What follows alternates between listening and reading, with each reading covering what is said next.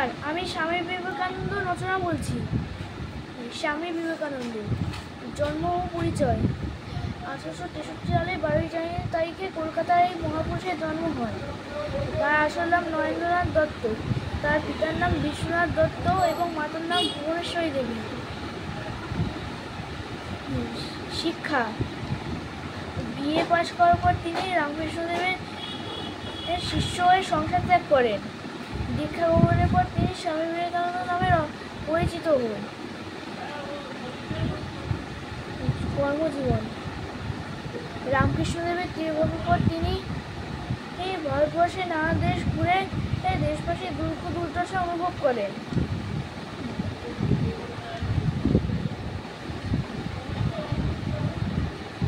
তিনি রামকৃষ্ণ মিশন প্রতিষ্ঠা করে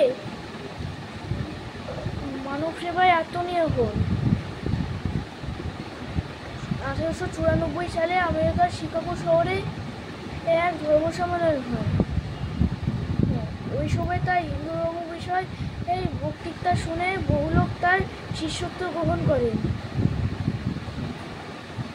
1897 সালে বিবেকানন্দ রামকৃষ্ণ মিশন প্রতিষ্ঠা করে।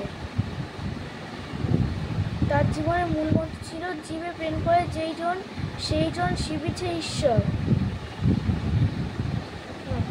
ইংরেজি 1902 সালে তিনি বেলুড়ে দেহত্যাগ করেন।